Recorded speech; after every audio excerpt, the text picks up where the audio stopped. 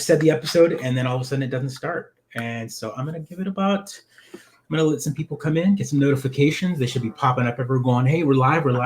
We are 9 minutes late, but that's okay. That's okay. I just got the notification on my phone. All right. So, hey, everyone. Welcome to the Mid-Geek Crisis, episode 46. That's right. Actually, it is 51 weeks since we started this. So next week is our 1 year anniversary. That's very exciting. So I've already been planning something. We got something going. We're going. Oh my God. This show is all about how Joe can surprise me, which cracks me up. So again, Joe, the Afroman, and my partner in crime, Cautious. Cautious. He's not a goose. Yes, it's Pedro, Cautious Online. I am not a goose. I have not played the goose game since we saw it last week. And you notice our thumb was right up the pulse, and all of a sudden, as soon as we talked about it, boom! Oh, Meme Central. It was a very appealing game, actually. I mean, I'm not surprised it hasn't taken off. Very simple. It's interesting how those kind of like very simple, very easy games take off. I wonder how much of it is like I don't want to say the games media, but the games media is sort of finding an indie darling and then promoting it across all of their platforms. I'm always, as much as it is. You're right. And indie darling is a beautiful, beautiful term. I love it. My happiness of it is one, we talk about gaming a lot in this podcast about the media and the form of media that it is, the entertainment that it, the fact that it's us being fathers, being people with very little time, getting a game that blows up like that, where it's almost casual. Like, I mean, we could have called this maybe a mobile game at some point. It is kind of right. I was wrong last week. I thought it was coming to the Xbox. It's not. Very disappointed. It's not. It's like Switch and PC only, I think. Switch and PC only right now. There's not even plans on the Xbox on the website to move it to the Xbox. I'm sure the developers will get some of that sweet Game Pass money soon. I hope so. Yeah, we're gonna be talking a little bit about that in a minute because. You know what? Let's just run into that. So first off, we'll kick it off with the goose stuff. Right up front, like we said, it blew up. It blew up. Everyone's talking about it. The memes are running wild. Kotaku put up a wonderful, wonderful story that I wanted to share that I thought was absolutely hilarious. I'm gonna pull that up real quick. That's right. Legacy leaving dollars on the table. Which I guess like you don't want to develop all the games all the time. Goose-related crime up 2,000% after Untitled Goose Game. Absolutely hilarious. Absolutely hilarious. Of course, all sorts of stories about geese attacks and whatnot. But and also there's another story that got put up after the fact that says most people, like me personally, when I play video games, I like playing the protagonist, not the antagonist. I'm not a villain person. I never really play the villain role. And you're renegade for life. Renegade for life. I was waiting for it. You're renegade for sure. So I don't play renegade. It's not that I feel bad. Like, I don't know. I'm that type of person. Like, I don't like when I'm playing like Zelda or whatnot, and Link is given like 3 options, and one of them is like the meh. I never picked that one. I don't know why. Is there really like bad Link options? So an example is Breath of the Wild. The moment you walk out that cave, you've just got your shorts on. You meet this old man. He's sitting by a campfire or whatever. And there's the first interaction with him is he doesn't talk to you. You can walk around him and he'll just kind of like look at you, and then you come out and you see an apple on the floor next to the fire, and it's all crispy. It's a baked apple. So you pick it up, and he's like, "Hey, don't take my baked apple. That's mine." And he goes, "Oh, never mind. You can have it. You're probably hungry." And one of the options in there is like, you're kind of like, "Oh, sorry," or "Meh." Like, it's just very like ambivalent about it. And so he's got a lot of snark behind him, like, "What are you doing?" or "Where have you been?" or these kind of questions. And some of them are very like, "Oh, I don't know." Like, "Are you all right?" Things are in trouble. And then one of the responses is very just ambivalent about like, "What's it to you, old man?" Oh, you have trouble. Yeah, I mean, I've never been the person to That's because you're like a wholesome good guy. You're like full of creamy nougat, while I'm like broken inside. I'm like glass and vinegar. Apparently. Although it's not true. Like often a lot of video games, like the good guy choice. I wish there were dialogue choices that mattered more in the Zelda game. I mean, or any game really. Right. Often the bad guy choices always, I don't want to say are better written, but they're always more interesting. They, it's like they were like a real struggle. One of the things I really liked about the Mass Effect choosing the Renegade options was that you really get to explore how you would react in that situation where you're like, I need to save the universe and this person's standing in the way. Of course I'm going to shoot them in the face. And then I could be like, well, I shot him in the face and I saved the universe and I feel bad about it, which says something about me having played the game, right? Like I made the Renegade choices first I made the Renegade choices consciously. And then later I made them because I thought it was the right approach to the story. I thought it made sense. And this is, you say that, Haley, and that's actually one of the appeals to the Mass Effect games. I thought that was Mass Effect and Fable are the two games that I can really think of right off the bat that really mattered. Fable, Telltale games, I thought they mattered, but they don't really. They make you feel like you do, like you get negative points or whatever, like 2 points to so and so or whatever. So and so didn't like that, but like later, so and so still helps you out if the story demands that they help. Right. You So out. what's the point of that? But games like Fable, which was very intriguing back in the original Xbox, was the worst things you did. It physically deformed your Tim? body. Welcome. Yeah. Hey Tim, what's up? Yeah, you play Fable, and Fable. If you did more things, you'd get like the demon horns. Your skin would go more gaunt. It would get right. There was like a physical, or if you were good, you would actually become more angelic. I think you'd get brighter. I think I remember there was like more like good things. Like there was definitely like a good evil kind of view. And yeah, you're right. The Jedi Knight series, of course, you would turn more towards the dark side. Your powers would become darker, but that is very specific because the whole Jedi role is light side, dark side. Yeah. Other games don't really have that. But Fable was one of them, and of course Mass Effect. That's like, and now those. Now it's just not. I don't know. Red Dead Redemption 2 was a real.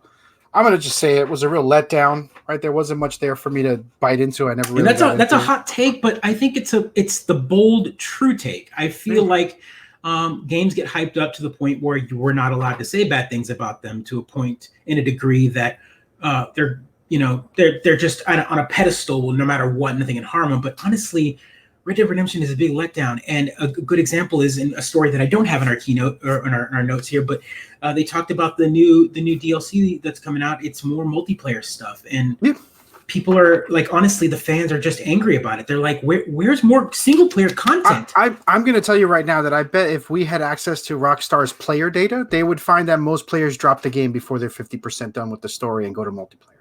Yeah. Like the players that stuck around probably just did the single player halfway through, or I bet they showing a lot of people never went through the whole story.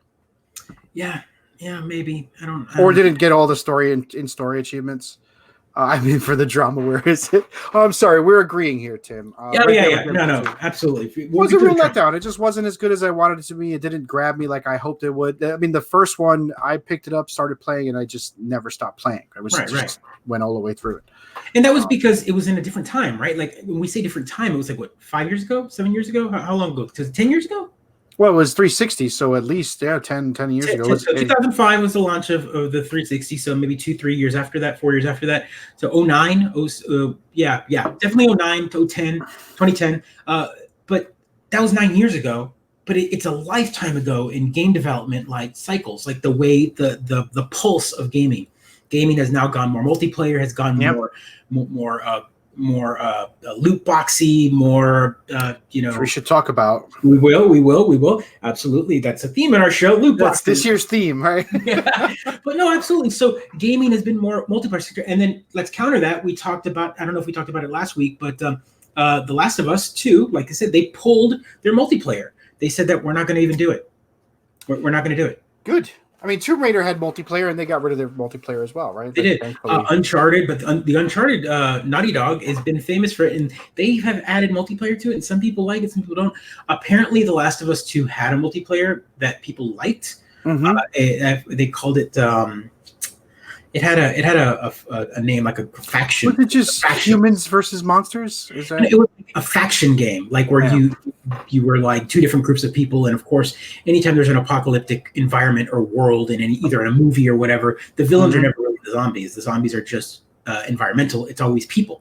I mean, The Walking Dead, the entire comic book series. It's never the zombies. It's the other survivors you're stuck with. Right. Sure. The other survivors are the horrible, horrible humans that you end up coming out. That those are the real monsters. The people that survived, the ones that do the worst things. And Caleb, you're right. Rockstar has done it. Look, here's GTA 5. GTA 5, a fantastic game, loved, lots of single player content, Still going strong. Still going strong. Not a single solitary single player DLC released. Yet they're still releasing all sorts of random vehicles and money. No, not a single DLC for single player added. You're right. I mean, the single player was a lot for the record. It was, but I mean, let's talk about games like Grand Theft Auto 4 that had like 3 different giant expansions. Yeah, the whole Gay Tony's expansion? Yeah, no, I mean, there's Gay Tony, which I don't even feel comfortable saying out loud in today's time because it's so old. It's so old, right? I mean, looking at 5, I would say its release on the disc was bigger than all of 4 with the DLCs. Yes. No, sure. So here's the deal: we can't chastise Rockstar for releasing a full 100% game, no DLC. We agree with that. Game. No, we agree with that. I think my argument is the fact that here's a game that was loved. Yep. And we are multiple years after the fact. And instead of doing the single player, which has been their bread and butter, I think they really shine in the bread and butter. They would prefer to spend development hours on a vehicle, which probably costs them like nothing. And probably the return is more, right? But the return's bigger, and right. People ask for it, right? People demand multiplayer Grand Theft Auto. They demand it. I get it. Ballad of Gay Tony. That's Gay Tony. Super old stereotype, but something amazing. Yeah. It's weird to think that 10 years ago was a super old stereotype, but you're right. We've all learned. We're better now for it. Absolutely. But again, they were good stories. The character is actually a well-liked character in the series by that point. Like he's there was just things that happened. They expanded upon a world. Honestly, I don't think I played the DLCs, so I'm out of my element. I pick up a game 10 years after it's out, and I didn't pick up the DLC. Well, what's funny is I picked up 4 and I hated it. I didn't like Nico. I didn't like I didn't like the story. It was in a time, I think we've talked about this before. It was in a time when Saints Row was coming out. Saints Row came out before Grand Theft Auto 4 came out. And then when Grand Theft Auto 4 came out, it felt old because Saints Row had already done a shit ton of that. Yeah, and Saints Row came out and they were like, we can do next gen Grand Theft Auto because it was post PlayStation 2. No PlayStation 3. It was like an in-between time where we didn't have a Grand Theft Auto style game. And here we had good graphics, same mechanics as Grand Theft Auto 3. And then the comedy aspect of Grand Theft Auto 3 was in Saints Row.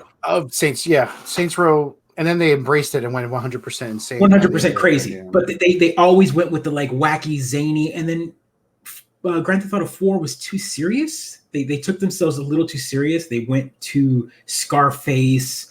I think Rockstar suffers from that sometimes. Red Dead Redemption 2, I think they took themselves way too seriously in making a real Western.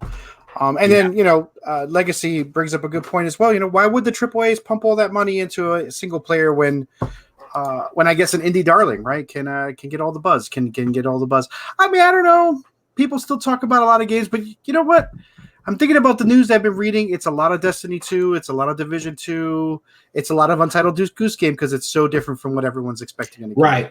And to full circle it, here's a game that mobile-esque, very different style, very different game altogether. And here we are. It's being talked about everything. You've got big AAA title games making Hey, Rolls. We've got Welcome back. Thanks for coming in. Studios making memes. Like you've got. I can't remember who it was, but I think you had like Blizzard and a few other ones made references to the goose, like in tweets and whatnot. Because all the developers love it. It's a game for gamers, a game for game developers. I don't know. It's a game for people who love not Call of Duty. I don't want to be stereotypical, but it's for folks who are looking to play things outside the AAA standards. Right. I think, and enjoy it. Right. So we've on this show we talk a lot about. We almost feel like we should be on Microsoft's payroll about the Xbox Game Pass, and just because we love it. Again, it's a great deal. If you're a new viewer to our show, Rolls, we are fathers. We have kids, and we don't have a lot of time, and so we also have money to spend, but we don't like spending it because we've got bills. So Xbox Game Pass has allowed us to create a backlog or a back catalog of games that we can just go on and go what they've added. Ooh, let's see this game. Oh, it came out 6 months ago, but now it's here and I can download it for free and let me try it out. So Pedro and I play a lot of these Xbox Game Pass games because they're games that we didn't pick up at the time and now we're kind of rolling back. This subscription model is catching some steam here. We've got the news. The news today was that PlayStation Now dropped their price to $10 a month. Yep. And the story goes that they've added a couple of their big AAAs. It looks like they're finally catching up and learning, right? But I don't. But that was actually the quote. Like that was the best part. The press release says that they dropped their price because the competitive market of other stream services. Yeah. Like that's amazing. Like Sony's going,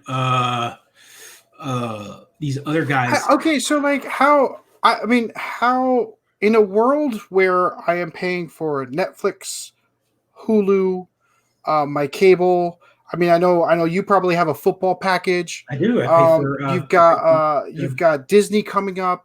You've got your Xbox Pass. You got your Xbox Gold. You've got a PlayStation. You got your Switch. Like I can't imagine tacking on yet another service that's more than $10. Like I just can't do it. Right. I mean, once you start adding up all those dollars, you're paying $150 just to game, and you don't have time to game. I just can't imagine doing that. So, and Gears 5 is being on Game Pass day one was a ridiculous coup from Xbox. It's so great. I haven't even started playing it yet. Right. Because I've got Borderlands 3. I've got all these. I've been playing Xbox Pass games all the time. Yeah. And you know what, Jordan? I'm just gonna say this for Red Dead Redemption. We talked about it a couple episodes back. We should probably look it up what it is. Maybe I'll put it in the comics if I remember. I thought the game was absolutely beautiful. I thought the first 30 minutes captured a true Western feel, which was fantastic. The interface, the gamey parts of the game were absolute trash. I'm sorry. They were beautiful, gorgeous pieces of art, but trying to manage inventories, try to manage quests.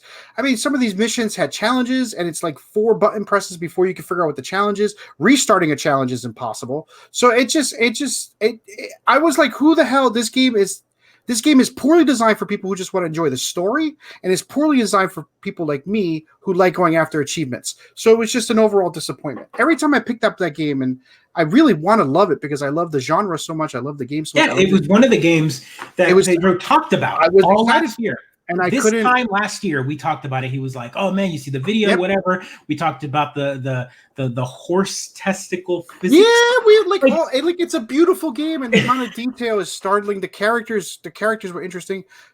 I spent so much time fighting the actual game that I could not like it. I couldn't do it. I apologize to everyone who loves the game. I'm glad you love it. I'm glad you have something you love, but it wasn't well designed for me from a user face interface. And I have a friend who works at Rockstar, and I feel bad. I tease them all the time about it because I was super hyped for the game. Biggest disappointment of 2018 when it came out last year, right? Biggest disappointment of any game I've ever wanted to play badly, with the exception of Mass Effect Andromeda. I think that's the number one disappointment in my gamer life, and Red Dead Redemption 2 is the number 2 disappointment in my adult gamer life. I'm sure I've been disappointed by many a game.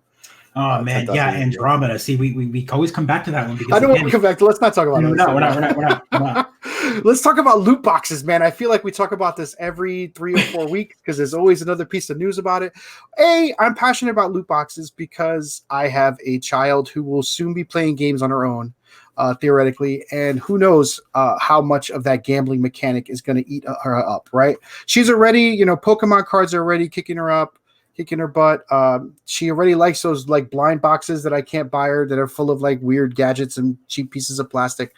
And loot boxes are just one more thing like that I hate. And it turns out that, Europe hates it as well. There are laws banning loot boxes. And now Rocket League, arguably one of the biggest indie darlings. Let's talk about that, right? I don't know how indie was it. It was Xbox Studios, but it came out of left field with this style of play and sports. Has decided to replace their loot boxes with what they call blueprints. Almost the same. They're following. They're like a drug, and we might gambling, not see it like that, but they're gambling for kids. I have seen it. I have seen it firsthand recently. My kiddo he wants to play Fortnite more and more because the kiddos at school are playing it. And again, he's a third grader. He's 9 years old. And all the other 9-year-olds are playing Fortnite and whatnot. And he comes home and he's talking about it. And he's talking about what his friends did and what they did with their money. And they talk about like the fact that he spent it on like Fortnite cards to go spend it on. I'm like, kiddo, you're not going to buy. You can play on my account and then I will buy when I want to buy. And that's it. But we're not doing that. And what's nice is when he plays with mine, he already sees that I've got a ton of skins on there. So he doesn't feel like it's empty. I've been wanting to give him his own account, but at the same time, like he'll see that he doesn't have anything. Like it'll be blank. So I'd rather just kind of dump a little bit of money on mine occasionally, let him buy a couple skins and be done with it. Then it's got the added benefit of you having the skins you want too. Right. But I'd rather buy them because he'll just buy anything. He doesn't understand. Like he'll just I like that one, boom, and click it and buy it because he's done it before. And I'm like, kiddo, did you just buy that skin? He's like, yeah. And I'm like, I don't like that one. And then now I'm out of coins. So. And that's it. Daddy's done for the month. I'm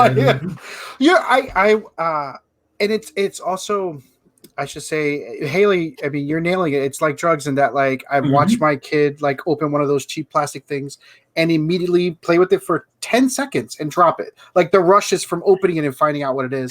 Same thing for loot boxes. I suffer from it as well. I find loot boxes too alluring a product for me to avoid, and so I need to avoid games with loot boxes in general because it just feeds that gambling urge in me like you wouldn't believe. Yeah. And it's garbage. Even I can't look at Fortnite's numbers, but I wonder how much their llama loot boxes went down when you can actually see inside and you can pick and choose what you want to buy, which is essentially what Rocket League is dropping now. So it's a random loot that drops.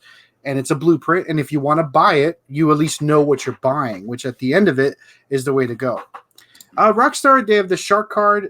But those aren't randomized, right? I mean, the shark card is literally you buying currency in the game to spend on things you buy with currency in the game. Right. Yeah, it's their shark card is their like GTA credit card, and then Red Dead Redemption has something else too. He's right. It's like gold bars or silver bars.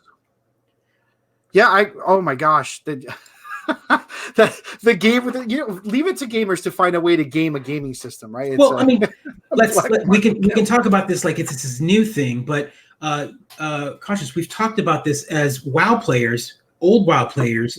You remember when WoW started a year or 2, 3 years into it, you had China had gold farmers. You could go on a website. That's right. Pay $20. Get like 10,000 gold deposited into your freaking account and then go in and inflate the market because you had 10,000 gold and run into an auction house, go run to the auction house and buy all the shit that you want without having to spend at ridiculous prices. But you only spent $20 where it would have taken you like 5 weeks of farming all that gold. Time is money. And so they cornered the market. They made and then but that also caused the internal like ridiculous fluctuations in prices. Fluctuation in prices because all of a sudden you had it was like copper and iron went up in gold prices, and you're like, what? How does this happen? Yeah, right. I remember the great gold surge. Yeah, because and the like absurd amount of. It also ruined the community because there was a ton of spam and blah blah blah. That's how Caleb got his first one. Same here. I grinded for mine. No, I wasn't dumb. Time was money. Time was money for me, and I was like, I got $20. I can throw. So I tried it out. I remember going on one of the websites like wowtogold.com or whatever.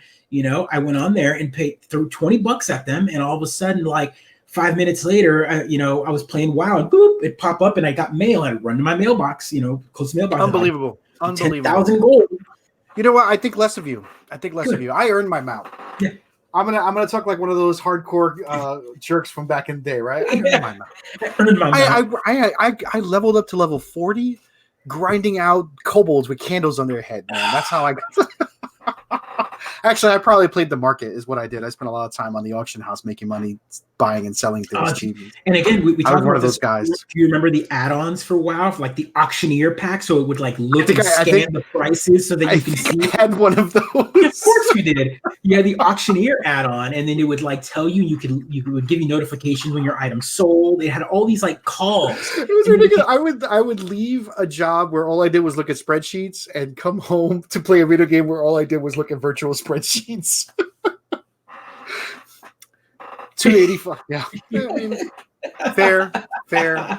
I had 280 flying while you were grinding.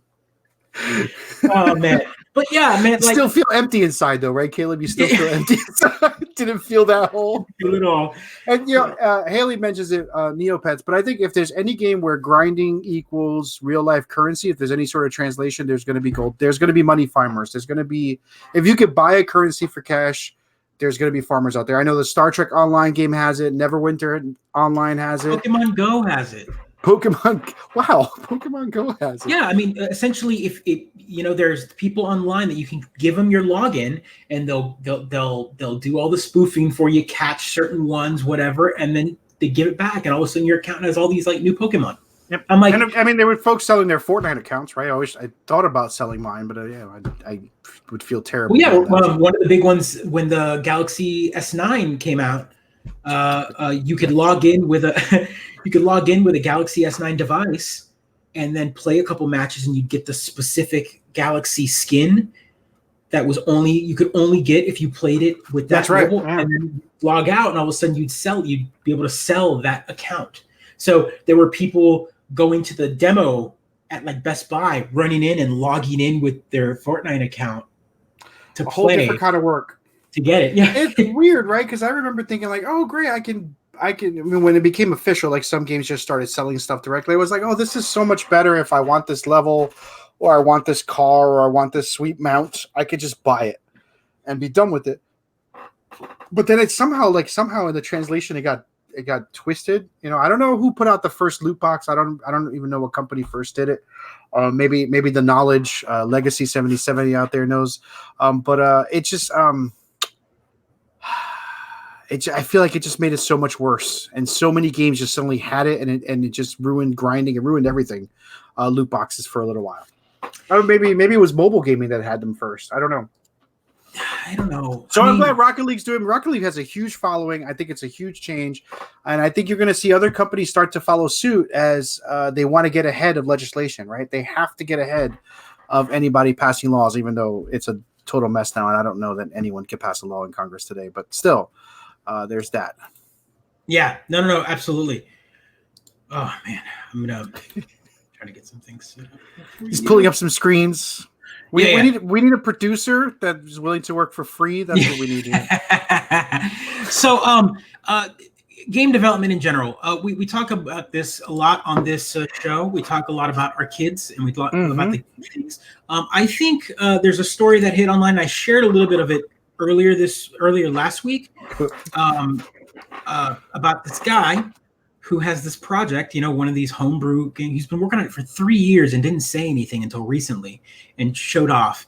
This guy has been making a homebrew Super Mario game, okay, based on the old 90s cartoon.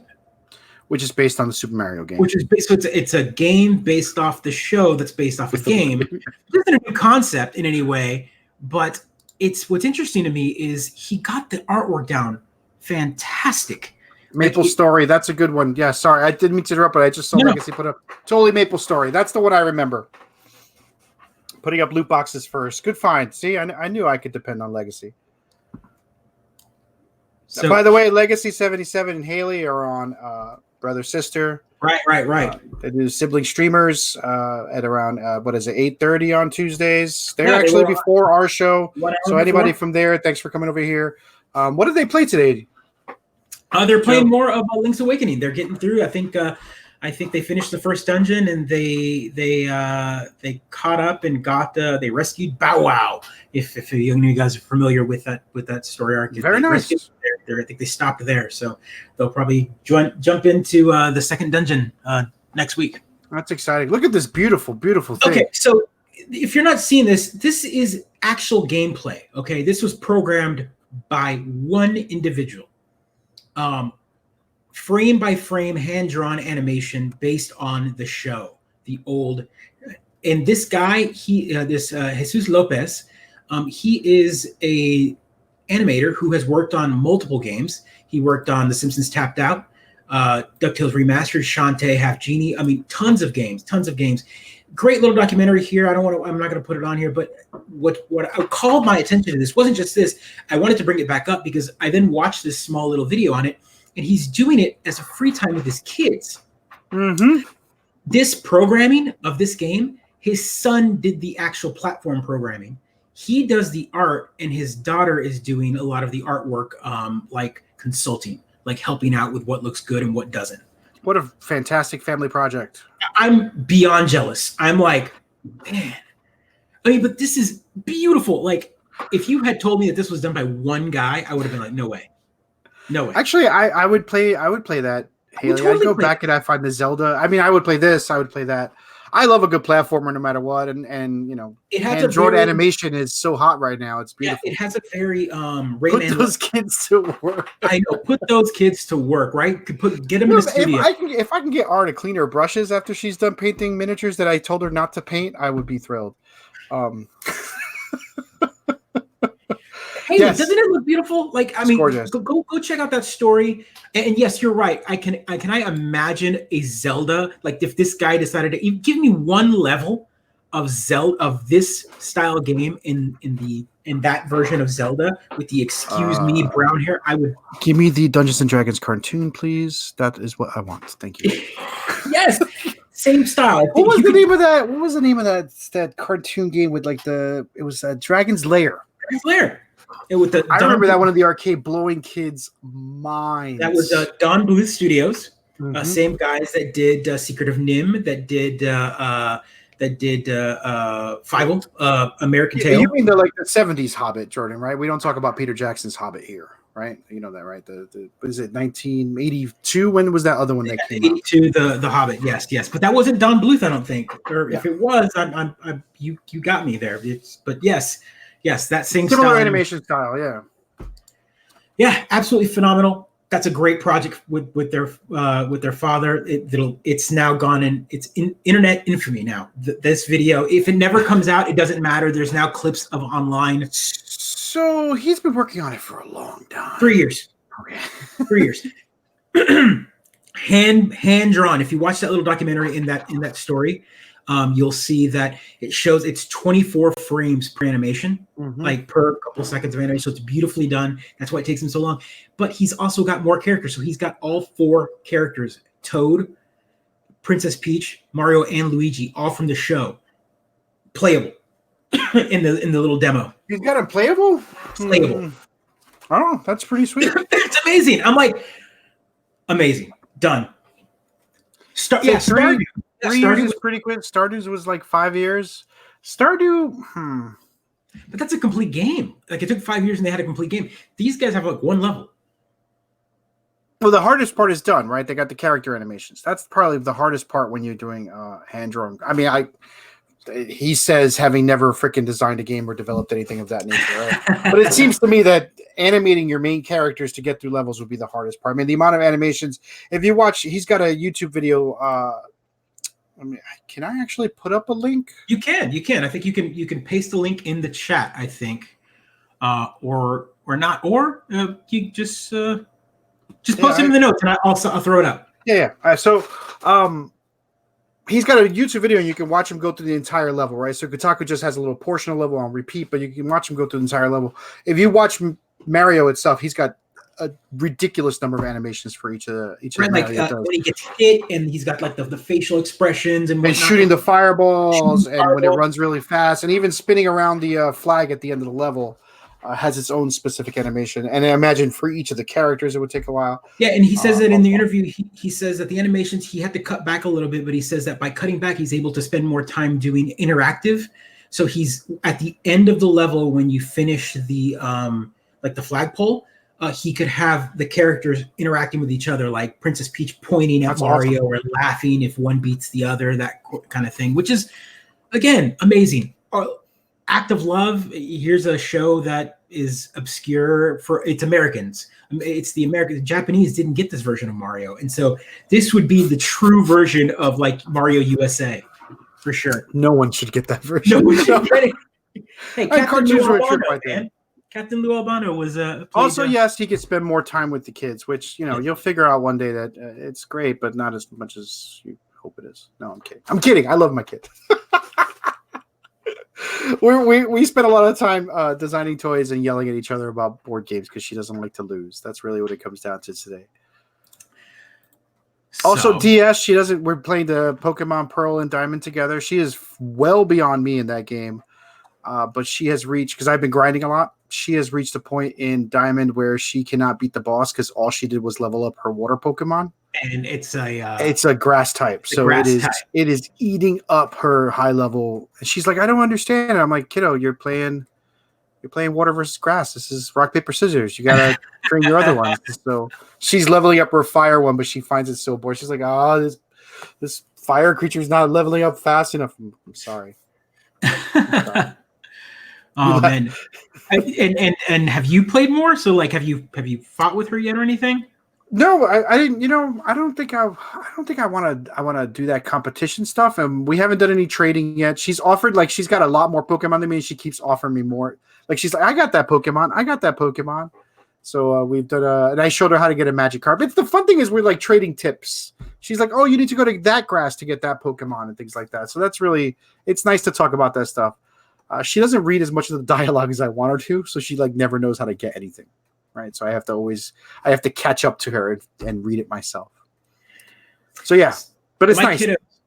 My kiddos have been playing a lot more gaming with the Apple TV as of late. There we go. And again back to the topic of subscription model. Wait, did you subscribe to this? Well, I'm on the demo. I'm on the 1 month free right now. And so I'm trying it out to see how it works. And it seems to be a pretty good value because the games are all complete games, no ads, and they're cross-device. So they can download it on their iPad and then continue playing on the Apple TV or vice versa. So again, what's up with these little Rockefellers walking around with their Switch games and iPads that they can download games with Dad? Come on, dude. Yeah. Again, this is. I've heard some good things about this too. It's one of those things where it's a story it's a non-story story. It was no one cared about it when it was announced. When Apple said, "Oh, we're going to do gaming, Apple Arcade," everyone was like, "Apple games? Can they even right-click?" You know. And here they are. They announced iOS 13. It came out. Apple Arcade came out, and then I talked about it last episode that they got all these wonderful developers to make games, and sure enough. Here they are, and they're being talked about how it's $5 a month, a ton of games, and it's a whole article back and forth where they're talking about is this the new model? And yeah, this is. The conclusion is this is kind of the future of gaming with the subscription model that Xbox is already doing, that other people are starting to jump onto, creating some sort of all-you-can-eat buffet of games that you just pay, and these developers are going to get a cut because why the fuck not? Yeah. It doesn't. Yeah, I mean, you can put out your big box, your big $60, $70 games, but yeah, there's going to be a limit though, right? There's going to be a limit to the number of stream services that people are going to want to subscribe, especially with the current fragmentation of the television one. So there's going to be a limit. So I'm gonna switch over here for a second because this right here, this wonderful scene of an ocean, is with an Xbox controller, controller connected, is my Apple TV. That is impressive. And you hit. It is impressive that you are streaming this, right? Yep. You hit the Xbox button. Look at this. An Apple device, guys. Streaming. Oh my gosh, this is pretty neat. It's nuts. It's an Apple device, and yeah, I can play game. And here we go. We jump into a game, Apple Arcade. I mean, it's the future is now, kids. The future is now. It's absolutely hilarious to me. Oh, but what's this with this atrocious load time? Come on, this isn't Gears of War 5. What is going on? So you're digging it? Are you playing? I mean, how do you find time to play all of these games, dude? This is crazy. I don't. Yeah, I've been playing this. Clearly, I might be going to bed too early. There was a young woman who was very happy. So this is Sayonara Wild Hearts, which I've talked about in the stream. Talking it up, yeah. And I have been enjoying it a lot. And it's a beautiful game, beautiful art style. I played it at PAX, but here we are. It's free. I didn't pay anything. I mean, right now I'm on the demo. If I paid $5, but I got this full game. Beautiful music. And again, if I just hit the home button, I come back out. It's like an Xbox. It's weird. I've got another competitor device controller attached to it. It's kind of like weird. It's weird to me. It's the way it is. And plus, like, there used to be a time when Microsoft peripherals worked with a lot of things, right? So maybe they're going back to those days. Well, they are, right? We've talked about how they're no longer kind of a hardware company. They're just becoming a peripherals and streaming service company. Yeah. Oh my God. Okay, indie games. Let's get to the game. Yeah. I mean, I'm not going to run through it, but I mean, what I want to show more so is kind of this interface here where you can. These are all you can eat kind of games. Like because it's a subscription base, you can just hop on and play these games, and they're all complete games. No ads, no money needed. As well, it should be. That would be a crappy subscription service. Right. Lots of little fun RPGs, a lot of fun little racing games. They break them down into little dungeon, like here, these little top-down dungeon roguelikes that are fantastic. Ah. What do they have for board games? You know, I haven't looked at that yet. They did have a few kind of board game-like games, but I haven't actually downloaded them to try them out. Good puzzle games. This one's a fun one, Assemble with Care, where you kind of have to like... I was reading about this one. It looked pretty neat. Yeah, you're like taking stuff apart and repairing things, which is like, okay. And again, all these games, the interface works for the controller, but they also can be played with touch. So you can bring it onto your iPad and play them. So that's the one caveat that Apple has had. It's like all the games have to work on all the devices. There are no games that are just single solitary for only one device. So none of these games are like Apple TV only or iPad only. Sure. That's awesome. So if you've got, $2,000 or $3,000 worth of Apple gear, you can enjoy this book.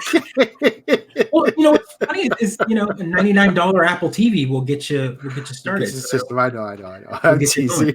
But here's one that kind of got big media talk. This Shinseki Into the Deep. This is a Capcom exclusive game for Apple for Apple Arcade. This platformer does not exist anywhere else. It looks like Solar Jetman. Yeah, you have kind of like you're underwater shooting off air and you're tethered, and it's pretty neat looking. I haven't played it yet, but it's on the list because I can just download it. Yeah, you can just download it, play it anywhere. That's pretty sweet. This was an exclusive on Hot Lava where basically the floor is lava. That's boy, they just call anything a game nowadays, huh? That's pretty cool, dude. That's pretty cool. It's pretty neat. It's pretty neat. I wanted to share that, but what kind of blew my mind is, again, I've got my Xbox controller here attached to my streaming box. Ridiculous. So now this box is my Plex device that I can consume my movies. I can watch TV on it with all my streaming, and I can play a couple games. So it's now become even more of a center hub. It's kind of neat, man. I'm looking at that and I'm like, where are the couch play games? There needs to be like 5 or 6 couch play games. There's a bunch. No, don't. I mean, we don't need to review every single game. There are a few on there, but yeah, absolutely. Come back with some couch play games. That's what it's all about. For sure. It's funny because I think this is what the Alia was trying to do with their sort of online video game services. It was Android online, kind of like download games digitally, whatever. But it wasn't all you can eat. It was too early. It was too early. It couldn't get ahead of the curve there. But here we are now, years later, in the device that's this big, again, about the size of what the Alia was. Yeah, that's exactly the size of full marketplace. A full marketplace of games.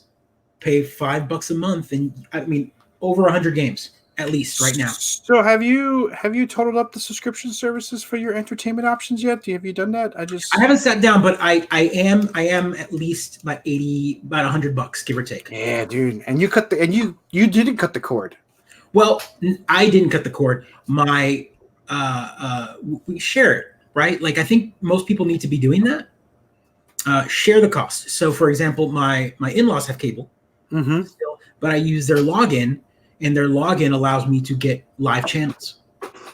That is well outside in the gray areas of your contract. I wish they cared. They don't GPS it, because the whole purpose of that login is so that you can be on your business trip. That's exactly same right. thing. I pay for Netflix, but my sister-in-law pays a little bit of it as well, so that she can have a login, and so we shared the Netflix. And so I think that's how it should be. Family members should be able to pay for the Hulu premium. Family members chip in, and then you pay only $5. Another family member pays $5, and all of a sudden you're paying that $10 a month for the ad-free one. Yeah, it's still. I mean, the fragmentation of services keeps getting larger and larger, so it becomes harder and harder to keep track of everything you're subscribing to. With the way security protocols are in place now, it gets easier and easier to steal your information, because now you have multiple logins and multiple things out there. On top of that, you got family members with logins out there, right, with the same information, not securing your stuff. Right. It's sort of I don't know. It's I always sound like the panicky, I work out of a basement kind of guy, but it's like, I don't want to spend $80 a month on entertainment, of which a lot of it I can't consume. And B, I'm so uncomfortable with the amount of folks out there who've got my login information and credit card information and various demographic information that they're just, packaging and selling to each other. Yeah, I know. I think I haven't done this yet. I want to follow my own advice, but I want to sit down and put everything on a single card, on one single card that's only used for that with a specific limit. And then at the same time, maybe tie them all to one email address where everything just goes into a black hole. It's the junk email, yeah. The junk email, the one that I can just go log in to recover passwords or whatever. Put it on like triple plus verify and then forget the password, right? Forget the password, and then at that point, if anyone stole that email address or logged in any of that or took that card is only used for those services, only used. And Apple had the right idea. One of their big speaking points in June with their new operating system is, and again, we have to talk about this because my kiddo's future is kind of like depending on this kind of like protection in law, where you've got log in with Facebook or sign in with your Google account. Those two big buttons that multiple apps use now, because it allows you to only use one password. Yeah, but it's like a login key, right? These companies that you pay services for, Facebook and Google giving out for free. I do it randomly. I'm like, today I'll do Facebook, and then tomorrow I'll do Google. Like I just go back and forth. And I really think about it, and I go, man, maybe that wasn't smart, because if I sign into Grubhub using my Facebook, that means that they can aggregate the information used on Facebook. So if I talk about pizza or I talk about whatever food what restaurant I went to, all of a sudden Grubhub now knows my social influences or whatnot. And they can target ads. Mind you, at this point, obviously, you don't care about this. I don't care, but I have to think about it in a privacy. But your kids. Yeah. So one of the big announcements that Apple made was, and again, Apple's been very big on the privacy concerns. You know, apple.com/privacy. They've got a whole like manifesto where they're like, we make money off of the products we sell, not off the information. Which is why Siri's stupid. Like you ask Siri something and it's like, I don't know, and it's because it's not hive minding it. It's not Brainiac. And so one of the big things was they're now doing a sign in with Apple ID. And so when you choose that, it generates an iCloud random number email address that is given to that company. Mm-hmm. And so you can use your Apple ID to log in through that button. But if anything ever happens, the email address is just a black hole that goes nowhere. So they get none of your information. And they're not allowed to mine anything off of the device that has the Sign My Apple ID. Is that like on the new iOS? Because new iOS, not many apps have taken advantage of it yet, but it's going to be one of those things where they have to know why? Because they want information. I get it, but it's now an option, so people can't say that there isn't. If hey, why aren't you using this version, this login thing? Oh well, we kind of want money through this other way. So yeah. That's very true. That's very, very true. And I don't know, whatever. Yeah. I'm just counting. Yeah, it's just counting the days until I cancel my Hulu and subscribe to Disney. Right, do the old swap is really what's happening to me. No. Sorry, Hulu. No, it's fine. Disney owns a big hunk of Fox now, and Hulu is essentially Fox and NBC as the two big percentages like of the companies that are. So as soon as Disney Plus comes out, a lot of that Hulu stuff is going to go away, or it's going to be brought into the Disney. Maybe the mature stuff will still stay on Hulu for now until Disney finds a way what they're going to do with that. And then NBC's pulling a lot of their shows off of Hulu, and they're starting their own service. Yep. Peacock. So it might disappear or it might be just absorbed, renamed, or absorbed, or whatever they're going to do. Who knows? That's exactly right. Another $5 you save. Let's hope. I saw a great tweet. $5 a month, $60 a year. That's a game, right? Yeah. That's the mature stuff will be Hulu. That's what I was saying to him. Exactly. The mature stuff, all the Fox mature stuff will stay on Hulu, and all the kids stuff, the Simpsons and all that will go to Disney Plus. All the NBC stuff will go to Peacock, and then all the other outliers that are like still stuck around, Viacom and whatnot, that's still going to pay, will probably go, well, we're not as popular anymore, and jump ship and go somewhere else. It's an interesting claim, Tim. No adult stuff will ever be on Disney Plus. We'll see. Yeah, we'll see. Disney After Dark. We've had conversations about this, him and me through chat and whatnot. And he's right. I don't think the Disney tag will be on there, but I'm sure Disney will eventually fix. They're going to realize that they own a lot of adult content now, and they're going to have to find a way to make money. Adult meaning like R-rated. Yeah, I mean, like they like Predator, Alien, all that stuff. That's got to be. I mean, as part of a streaming service, is going to be one of the options. Yeah, it's multi-million dollars just sitting on the table. They have to find a way to monetize it without being Disney. Well, I mean, that's a hot take and a prediction, Tim. I like it. I think they're going to do it because you know what Disney likes more than kids? Money.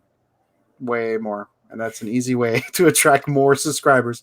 Hell, I mean, like, every other day I go back and forth. If they put Predator, I'm going to be like, oh, done deal. Now I'm going to have to get it. Yeah, I mean, I'm sure it's a clause. So you're right. I mean, Disney, the word Disney will never be on our but you and I both know that Disney has always had some sort of rated R. I mean, Touchstone was theirs for a long time, and Dimension became theirs as well, and they had a lot of horror movies in the 90s and whatnot. I mean, you and I both like Scream. They have as many lawyers as they have animators. They can get out of this. I don't know why. This is an easy one. Yeah, they do. So yes, they own Deadpool, but that's kind of the kid stuck in the divorce right now. That's why they created Touchstone and Hollywood. No, absolutely. I mean, you're right. That's why they did it, so that they don't have to have Disney. But yeah, you're right, Jordan. So that's kind of the big like Ryan Reynolds equals Deadpool at this point, and both of those characters, when I say both of them, I mean both personas, are like sitting in the middle of a divorcee moment where they're like, so we now belong to Disney. We were successful in Fox. We are the highest grossing Marvel, movie from Fox. Mm-hmm. We are loved.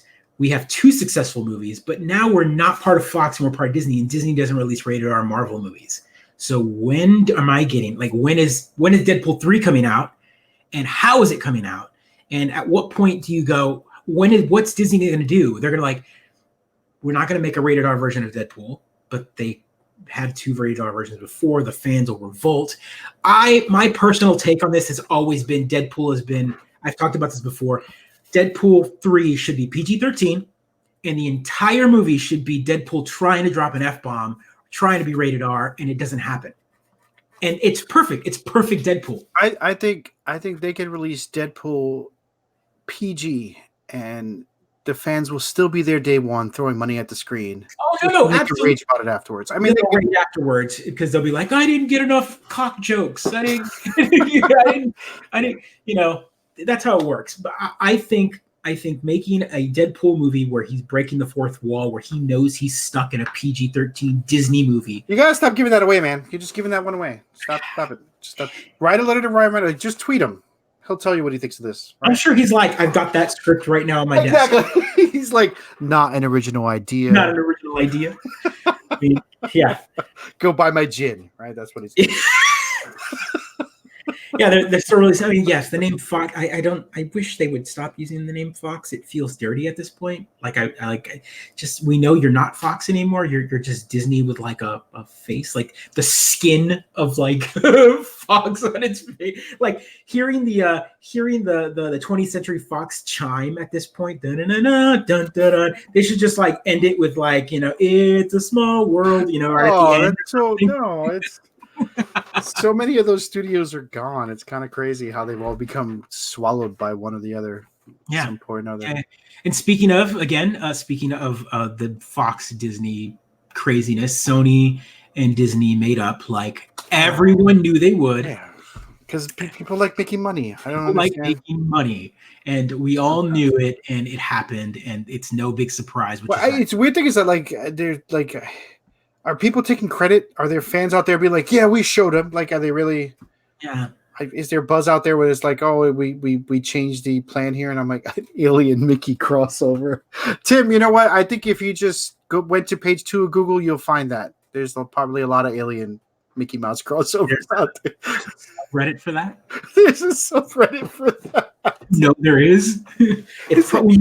When you click on it, you get the warning, age content, 18 plus account required to get. And then you hit, yeah, I'm over 18, and it's like, are you sure? The little robot's like, I'm looking at your history, and you're not ready for this. Can we suggest 7 other places to go? Here we go. Tim, one of our, he can go into this one. Yeah. Oh, the Marvel Sony talk can go in on this one. Yeah, I know.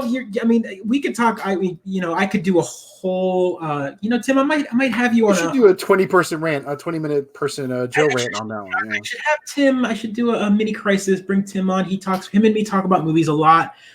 Tim, he's an old friend. He's dabbled in the movie industry. He did a little bit of. I think he used to work for Warner Brother Distribution for disc management or whatever. I don't know exactly the details, but I know that he used to have a lot of insight on that kind of stuff. Knew a lot of people in that kind of stuff. So he's definitely my movie talk go-to guy. We tend to clash heads a lot on a lot of things, which is fun. Because you're always wrong, Joe. You're always wrong. Right? I would never threaten you. I just like, you know me. I'm stubborn. I go against the grain, which is I follow the happy road. Like I'm a fan of, like, a good example is I saw the trailer for Suicide Squad 2, or what are they calling it now? No, Birds of Prey, which is not Suicide Squad 2. It's an offshoot movie with Harley Quinn, and the Harley Quinn movie featuring the Birds of Prey, which is funny because the movie's called Birds of Prey. Featuring is it the same woman that played Harley Quinn? Yeah, it's Margot Robbie. So is this part of the DC universe? Yes. This is part of the DCU because last one was part of the DCU, the DCEU, I guess is what they're called, Entertainment Universe. And but the Joker, the new Joker movie, Birds of garbage. oh yeah, here we. Oh, yeah, you're just waiting for and I put that up. I would have gone with turds of prey, but yeah, I like birds of garbage. Bin chickens. I would have accepted bin chickens. Bin chicken would have been an acceptable answer for sure. Oh no, lots of people worked hard on putting out that movie, and Suicide Squad was it made the money. not that bad. It made the money. Not that bad. But I enjoyed it. You know what? I would say I like the character interactions. The villain was so bad. The whole concept. The Enchantress. She was cool looking. The concept was good, but by the end of it all, she just felt meh. Yeah, she was a meh villain. She was a very meh villain. Which is a problem DC has all the time. Their villains are meh. It's so funny because a lot of their villains are so iconic. Like people like their villain. Like unless it's Joker, nobody cares. Right. And then we had the Joker in the movie, and he was like, "Why did you make him look like?" Is that this weekend? The new Joker? Is that this weekend or next weekend? Comes out this weekend. According to the memo that I got from the military. Don't go to the theater is all I learned from that.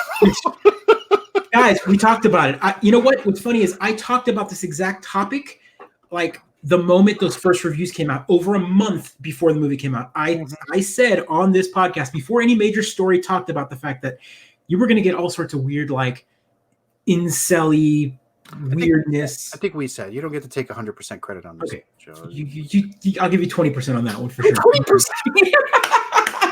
No, for sure. We did say that. We talked about it. We talked about the fact that here's this movie about the angry white guy, but not getting his cut in life kind of thing. Not getting the girl. That's the important part. Right. And so all of a sudden you've glorified the Joker, and there's a lot of people this day and age are going to relate to that kind of stuff. And poor DC movies.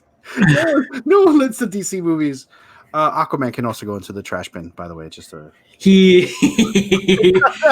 shut your mouth. I loved Aquaman, and he's right. Aquaman shocked me. I think that movie made a ton of money, and yes, money does not equal success. I'm going to quote it. No, it does not. It does not. Divorce the two metrics from each other.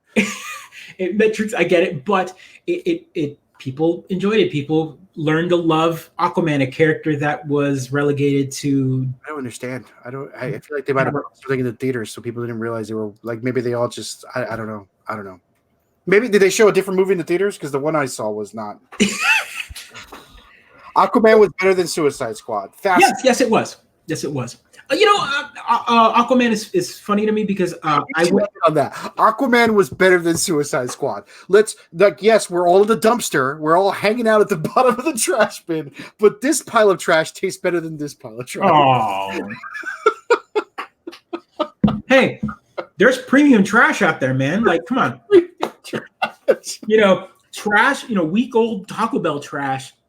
Versus like Adeline trash. Raccoon propaganda is what you're telling me. It's like some trash. Raccoon propaganda. You and the possums have gotten together.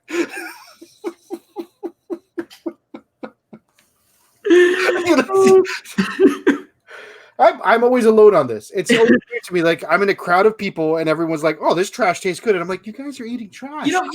Look, here we go. I'm always alone on this. This is the person I influence. You always like, Joe, who are you influencing with this kind of stuff, with your positivity and stuff? Here it is. Tim's a perfect example. This is a game compared to suicide. I guess I didn't think Suicide Squad was a by the numbers heist movie, by the numbers sort of military style, multiple personality kind of movie. It was you had that sort of bridge too far, last mission kind of thing. What did it deliver every note? No. I will say that I never read the comics. I never knew most of the characters, who they were beyond. You didn't know who they were by the end of the movie either. That was my biggest complaint about the film. The movie is you had the only characters anyone cared about were Deadshot, Harley Quinn, Joker. Could you name anyone else? Was there a Boomerang? I feel there was, and he got killed. I feel like there was a Boomerang. And Boomerang, and then you had the tattoo guy, which There was the flamethrower, the Yeah, hot-headed, I forgot his name. I Hispanic forgot his guy, name. which is You know, and I'm a DC guy, and I forgot his name. So it's hilarious to me that Diablo. Wasn't he Diablo? Wasn't he? Diablo. Yeah, you're right. There you go. Right. So everyone's problem with Suicide Squad was the Joker. See, I can ignore that. He was barely a thing in the movie. It was so. He was. You're right. He was barely a thing. But So much press was spilled over that Joker that I was like, "This isn't a Joker movie. Shut up." Right, but I would be okay with that mentality of like, just shut up already. But the problem is the studio. The first promo shot was Jared Leto Joker. The commercials show Jared. The music video for the dang movie was freaking DJ Khaled with the Joker, and I'm like, well, come on, man! Like, so DJ Khaled. Right. So you threw the Joker in my face for this entire promo, and then when the movie came out, I couldn't name 3 out of 6 of the characters in the movie because it's just bad marketing all around. It's good marketing because nobody who was outside of deep comic book circles knows who the hell Suicide Squad is. Right. Well, yeah. I mean, yes. Sorry, no one knows who Suicide Squad is, and everyone knows who Joker is. So you want to advertise what people know outside of comic books, so you can make the millions of dollars to get people to go see it. I'm surprised they didn't show Will Smith more, but I guess that was supposed to be a surprise. I don't know. I missed that. Well, yes, you're right, dude. Yes, Joker looked like a SoundCloud rapper. You're right. I agree with you. yes, he did. Which is, I guess, someone in marketing was like, you know what's hot right now? SoundCloud rappers. What do they all look like? They've all got tattoos on their face and colored grills and colored hair. So anyway, people have blasted Suicide Squad enough. It's a hot take. I mean, it's a take. I think comparing Suicide Squad and Aquaman. Aquaman was terrible. I'm sorry, I can't. I liked it, but then again, I agree with it. Too many. I want to marry Momoa. Like Momoa and me could like live together, hiking and on an island together. With I mean, I hope he gets a part 2. I like Justice League. I thought he was great in that. So yeah. And again, that's a hot take for you. You like Justice League. I like Justice League. No one else did. I did. I thought it was a fine ensemble film. I thought it was great. It was a good way to introduce all the characters. But I'm looking for something else. Right. So I rarely am I watching a movie to be entertained. You can't entertain me. I'm just too angry. You watch movies to like funnel rage at. You have too much rage. I have healthy rage, and a lot of movies don't let me release the rage at these movies perfectly. Absolutely. I watched. Where I did here. I watched RoboCop 2 last night because I was unsupervised. So I watched RoboCop 2 from Part 2 because I messaged you and you were watching part 1. Yeah, I was watching part 1. I'm sort of going to the RoboCop of War, so just so I can get to 3. So only so I can get to the "you said your damn ninjas would take care of RoboCop" line, which is one of the greatest lines ever uttered in a film.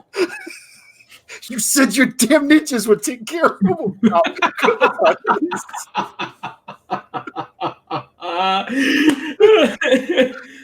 Anyway, not as good as I remember it. Like I remember when I was younger watching part 2, and it blew my mind. And I gotta say, don't bother. Frank Miller's movie has not aged well. And Tim, it was good when I saw it back then, but I don't think it's aged well today. It's unlike part 1, which I think still makes sense today. Part 1 makes more sense. Like what's hilarious about part 1 is part 1 was fantasy back in the 80s, late 80s. Weird kind of dystopian fantasy, the Detroit, the overly destroyed Detroit and then came back around to become way closer to reality than I would like. So it's it was kind of reality back then too, right? I grew up in a city in the 80s and it was bad, right? Like it's still bad there. Not as good as the first for sure, but yeah. You know what? It's RoboCop 2 is by the numbers. I think it was filmed in Houston. I remember. Part 2 was filmed in Houston. That's fascinating. The scene with the stairs is like City Hall or something. So I was trying because I was joking around as to what the film was because I was like, where was this filmed? Was it filmed in Syracuse? Because there's so many bombed out alleyways that I was like, oh, this looks like Syracuse. I guess it was actually Houston from the 80s. It's weird. Yeah, It's weird watching it in terms of Frank Miller and his sort of arc, right? Because I remember really enjoying Frank Miller as the author, comic book author Frank Miller. I remember enjoying him as a young adult, and now that I'm much older and wiser, I hate him. I can't stand anything. He is absolutely. He is not like. He's not aged well. I don't think the film is aged well for a ton of reasons. His whole weirdness towards like the way he writes women, the way he just his whole like method of his madness is completely hasn't aged. He has been left in the 80s, and he's tried to write new books now, and it doesn't work. And certain companies keep giving him work, and it turns out that the books that they give him bomb. A good example was Holy Terror. Oh, Holy Terror. If you go read that book, Holy Terror is a vigilante that goes and fights the Al Qaeda, and it was written as a Batman book, and he had to go back and change the artwork so that it didn't look like Batman. Gave him a different color cowl, but it is a Batman. So it's Holy Terror Batman is what it was originally called, and they renamed it to Holy Terror. And it's a single book, and it's bad. And then another good example is it just Batman proxy beating up Muslims? Is that what it is? Yeah, that's great. Good. Yeah. Oh, yeah. It's absolutely very, very, very, very lots of very uncomfortable moments. Then DC gave him the full arc for All-Star Batman, which kind of became a parody in itself. It just became a joke, and that's where we got the goddamn Batman. If you look online and do a search for because there's a line where he kidnaps Robin. Like Robin is a kidnappee, and so not only does he kidnap him, he brings him into a room, and the Justice League comes after him because he's got a kid, and Green Lantern is set, and so there's a scene in the book where he is physically painting everything in the room yellow. So he's sitting in a room, and Green Lantern walks in to kind of confront him, and he realizes that he can't do anything because everything in the room is painted yellow. Everything. He's eating yellow food. It's absolutely silly. He makes Wonder Woman very prostitute-y in the again. Of course he does. Of course he does. Of course he does. It's very bad. It's horrible. Frank Miller. I don't recommend going back in time and reading and enjoying Frank Miller stuff. It was sad. It's like you can't go back again, right? You can't enjoy everything I enjoyed even sometimes 10 years ago is problematic. I like the remake, for the record. I thought you liked the remake too. I thought that's one of the few movies we both liked, Joe. Did we both like it? The RoboCop remake? Yeah. Yeah, I like it. Oh, all right. I like it. I thought it was fine. I thought Michael Keaton as the villain was a good. It wasn't as brave as it should have been. It didn't take the metaphor far enough. It had a great idea and it didn't go as far enough. I felt the same way about Tron Legacy, but that's a whole different.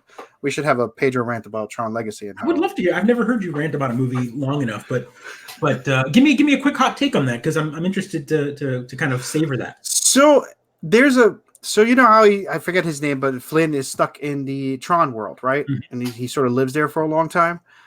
The implication that I read initially was that he sort of became a god on Olympus and had sex with his creations and had children. And they sort of hinted at that these things were his children, but they didn't really go after the kind of creation of a mythos. They didn't follow through on the idea that, of course he would. He's been in that world for too long not to have done that. And so that's what I thought it was where it was going, where all of these characters were his gods, his contribution to the pantheist in Tron, and it didn't deliver any of that. Wow. But watch the movie again, and you're gonna feel like that part was pitched and partially written in there, and then dropped because it was a Disney film. That this was the original concept. Like, think about it. Like the bartender. It makes sense. Like here we've got a guy who's stuck in a world, and he's human, and power gets into your head. You become a god. You are the programmer. You are. I know, right? That would have been epic. I would have loved that. Watch it again and fill in those gaps, and it will be an epic film for you. I tell you what, because then you have almost a kind of Iliad kind of arc for his son who goes into the world, who's now discovering who his father has become and all of his siblings. Right? He goes into hell. He saves the woman. He brings them. So it becomes kind of almost a glorious epic from beginning to end, right? And If just, you have that in mind, if if you really have that in mind, right? And halfway through the film, I'm like, oh my god, is that where this is going? Is this a Hallmark epic? Is that what we're doing? And then it just sort of drops it and becomes stupid. And then I'm just like, no, this was going to be so good. What happened? And so watch it again and with that in mind, and you'll be like, wow, there's just enough morsels of that genius in there that I almost think some of the writers were trying to get in sneakily, but couldn't get it there. Because and this is where I'm with you on Tim. There's never going to be a movie put out by Disney that has someone have sex with their programs, right? That's not going to be okay, right? That's just not okay. So anyway, we should talk about Tron Legacy. It's a movie I've thought a lot about. I think about it every so often because it's one of those real missed opportunities for a really epic, thought-provoking film. That's a good. I think we should put that in the bucket of movies that are sci-fi and only created within that world. There's no comic book. There's no book related. It was Tron was that movie back in the 80s. It was a sci-fi original movie, like not sci-fi the channel, but a sci-fi original movie created by Disney. And then all of a sudden, here we are now, modern sequel, again, not based off anything. So I think we had a good world building there, but phenomenal. Couldn't go far enough. Couldn't go there. And the first one was like almost Hallmark in its epicness, right? So it's so anyway, let's leave it on that. Movie reviews for movies you saw 10,000 years ago. Tron Legacy, better than Suicide Squad. That's fair. By a million years, right? We won't talk about Aquaman again. Guys, this has been episode 46 of the Mid-Geek Crisis. Next week is important because next week is exactly 1 year since we started this. That's right. Our first episode went up on the 10th of October, episode 0, actually. So we will be 48 episodes into this. It won't be a full 52 because we missed a couple weeks, but we'll have something special going on for next week. I've got some things planned. I'm already creating some assets, etc. Wow. But yeah, 1 year. I'm excited. Stay tuned this week. Follow us on Instagram, on Facebook, etc. There'll be some hints and whatnot I'm going to talk about. And that's a wrap, guys. Yeah, I thought it was in November. This is why I'm a terrible partner, right? So you're keeping track of all this. Yeah, it's interesting. I'm excited for it. So we got another year, and this streaming stuff is fantastic. Thanks to everyone who joined in, participated, chatted with us. Man. Yeah, it's good stuff. So thank you, everybody. Tim, Jordan, Haley. Happy birthday, Haley. Thanks for jumping on. Everyone say happy birthday to Haley, Jordan's sister. And well, that's right. Yes. I thought you were going to say to me. I'm like, mine was a while ago. But yeah. No. You're old. You're older. Mine is done. So it was her birthday today, and she is part of the brother sister sibling streamers on Twitch. Go follow them. Yep, but they're good stuff. Yeah, they come on before us, and go check them out on Twitch next week. They're playing a game. They're fun. They've got a lot of quirkiness, and they listen to their chat. So, all right, guys. So thanks for watching. Have a good one, guys. See you next week. Another one in the can. And another one in the can. Yes. Be kind, everyone.